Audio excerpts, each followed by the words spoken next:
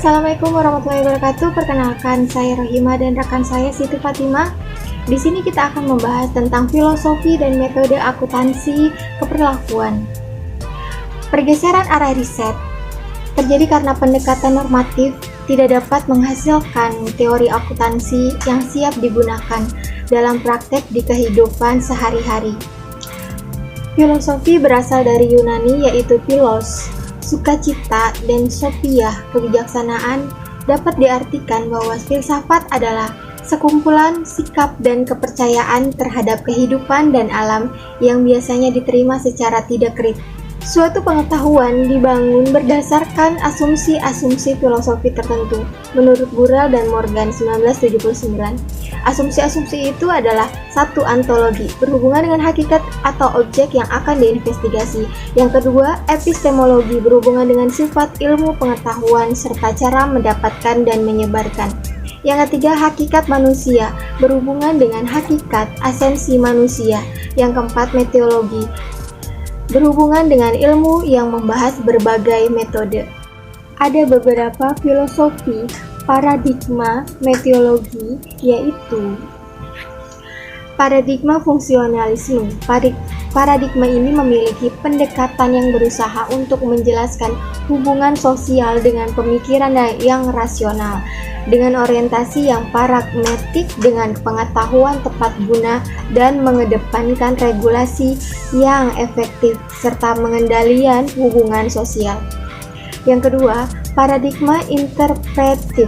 Pendekatan ini berfokus pada sifat subjektif dunia sosial dan berusaha memahami kerangka berpikir objek yang sedang dipelajarinya. Tujuan pendekatan ini adalah menganalisis realitas sosial tersebut. Paradigma strukturalis radikal berasumsi bahwa sistem sosial mempunyai keberadaan ontologisme yang konkret dan nyata. Pendekatan ini berfokus pada konflik mendasar sebagai dasar dari produk hubungan kelas dan struktur pengendalian, serta memperlakukan dunia sosial sebagai objek eksternal dan memiliki hubungan terpisah dari manusia tertentu. Yang keempat, paradigma humanis radikal. Riset akan diklasifikasikan dalam paradigma humanis radikal jika didasarkan pada teori kritis dan Frankfurt Scholes dan Habermas. Pendekatan kritis Habermas melihat objek studi sebagai suatu interaksi sosial yang disebut dunia kehidupan. Peluang riset akuntansi keperlakuan pada lingkungan akuntansi.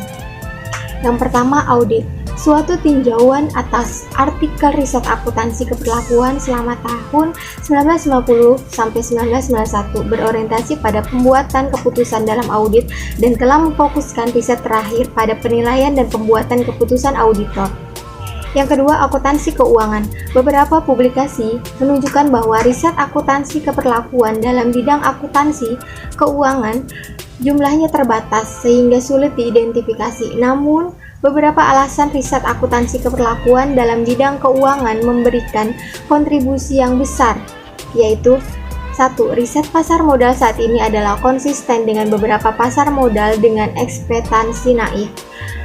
Yang kedua, keuntungan dari riset akuntansi keperlakuan dalam bidang audit. Selanjutnya, akuntansi manajemen. Riset akuntansi keperlakuan dalam bidang akuntansi manajemen hanya merupakan sub-bidang akuntansi yang telah memperluas pengujian dari pengaruh fungsi akuntansi terhadap perilaku. Riset ini menguji fungsi akuntansi seperti anggaran, standar, mempengaruhi motivasi, umpan balik, dan kinerja. Selanjutnya, perpajakan. Riset akuntansi keperlakuan dalam bidang perpajakan telah memfokuskan diri pada kepatuhan dengan melaksanakan ujian variabel, fisiologi, dan lingkungan. Selanjutnya, riset. Riset sering disebut juga sebagai suatu usaha sistematis untuk mengatur dan menyelidiki masalah-masalah serta menjawab pertanyaan yang muncul dan terkait dengan fakta, fenomena, atau gejala dari masalah. Dalam akuntansi keperlakuan, riset merupakan penyelidikan yang sistematis, terkontrol, empiris, dan kritis tentang fenomena-fenomena alami dengan dipadu oleh teori hipotesis-hipotesis mengenai hubungan yang dianggap terdapat di antara fenomena-fenomena itu. Selanjutnya, motivasi dan tujuan riset. Motivasi dan tujuan riset merupakan suatu yang timbul dalam diri seseorang untuk mencapai tujuan yang dia inginkan. Adapun tujuan umum seseorang dalam melakukan riset untuk mengetahui jawaban dari masalah ataupun dari persoalan itu. Manfaat riset. Yang pertama, memberikan gambaran terkini terhadap minat khusus dalam bidang baru yang ingin diperkenalkan. Yang kedua, membantu mengidentifikasi kesenjangan riset.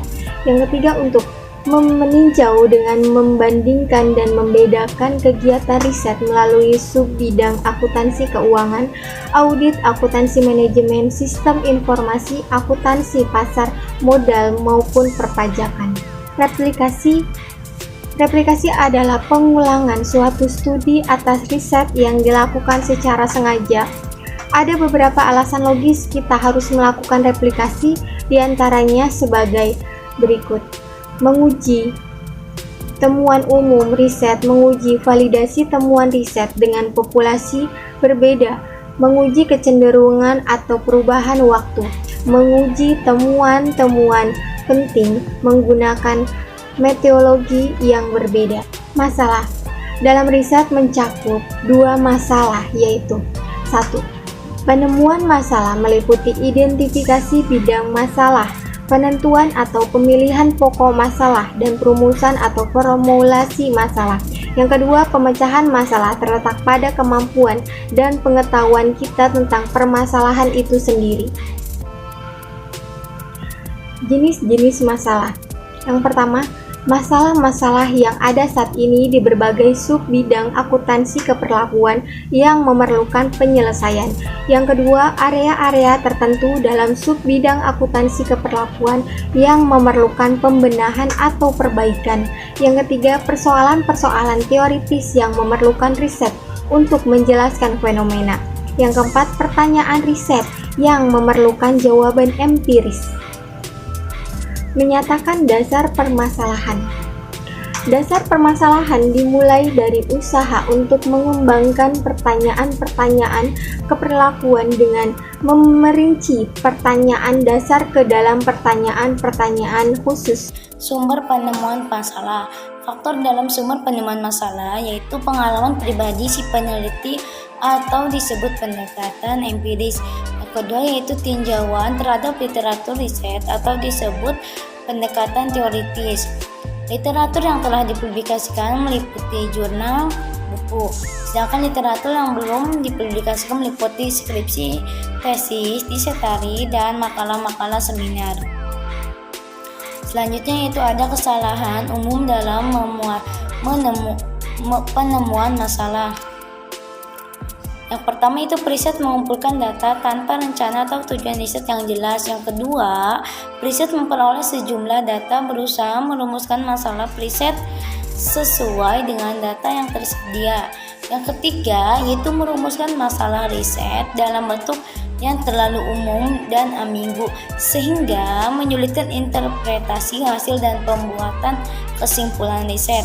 Yang keempat, yaitu riset menemukan masalah tanpa terlebih dahulu menelaah hasil-hasil riset sebelumnya dengan topik sejenis sehingga masalah riset tidak didukung oleh kerangka teoritis yang baik. Selanjutnya itu riset memilih masalah riset yang hasilnya kurang memberikan kontribusi terhadap pengembangan teori atau pemecahan masalah praktis.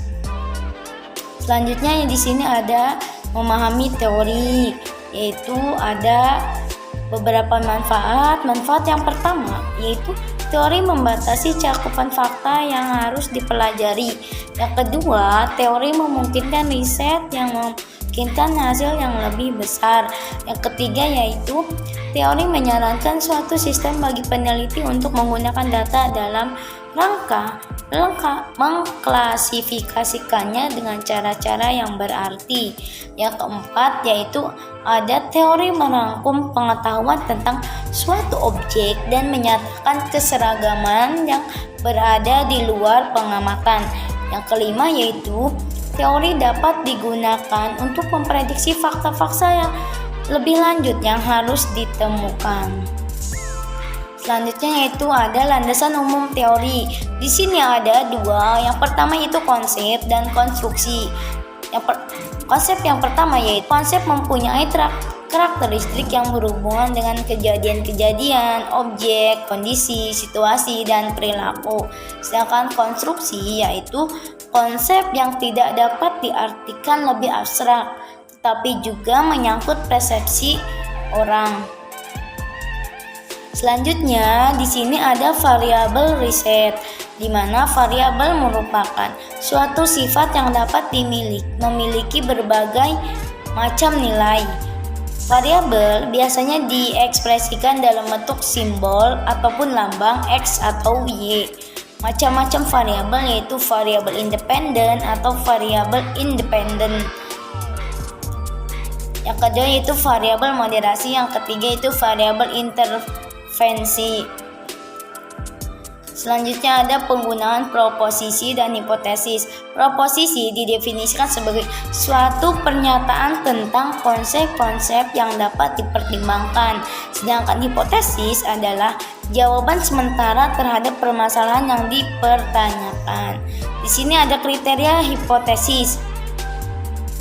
Hipotesis harus berupa pernyataan yang mengarah pada tujuan riset yang dirumuskan dengan maksud dapat diuji secara empiris dan dikembangkan berdasarkan teori-teori yang lebih kuat.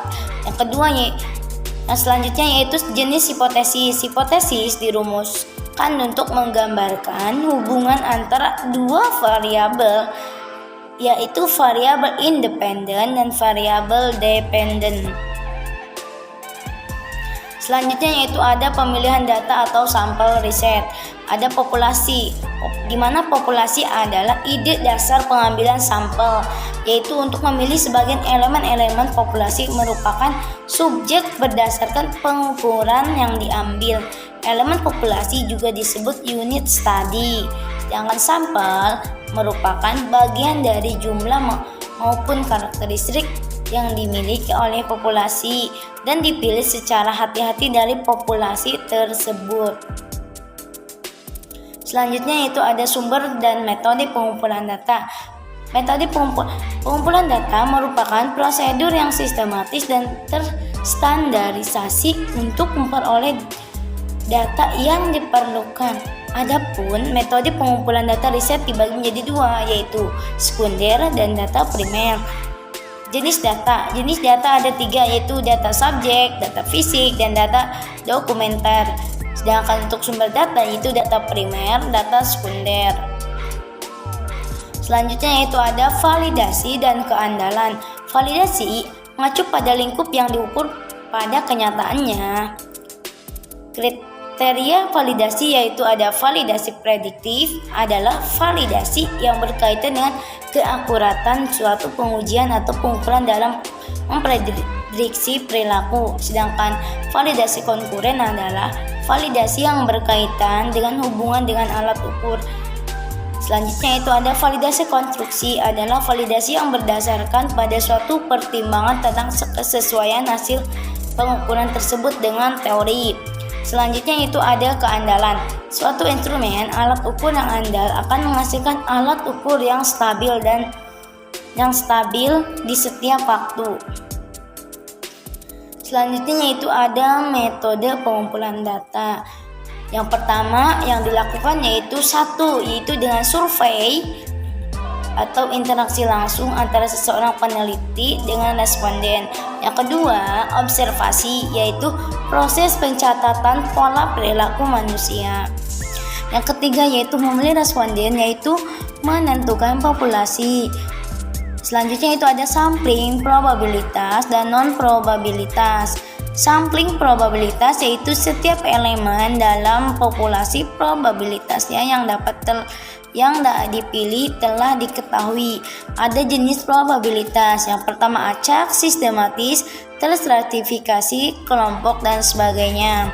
Sampling non-probabilitas adalah ketika probabilitas yang dipilih tidak diketahui.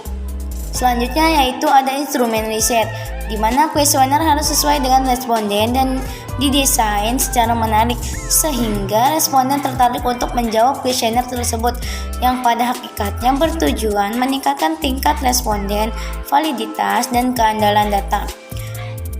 Di sini selanjutnya ada menjamin kerjasama responden. Desain kuesioner yang baik sangat bermanfaat jika responden tidak bersikap kooperatif terhadap para peneliti yang menghendaki informasi. Menjamin validasi dan keandalan jawaban. Para peneliti seharusnya menentukan dasar dari keinginan informasi atau memilih suatu format pernyataan yang akan menyediakan informasi dengan sedikit pembatasan terhadap responden. Analisis data dan persiapan laporan. Analisis data dilakukan setelah peneliti mengumpulkan semua data yang diperlukan dalam riset. Pemanfaatan berbagai alat analisis sangat bergantung pada jenis riset dan data yang diperoleh. Di samping itu, ketersediaan alat-alat analisis tersebut mencerminkan kompleksnya permasalahan yang dihadapi di setiap riset.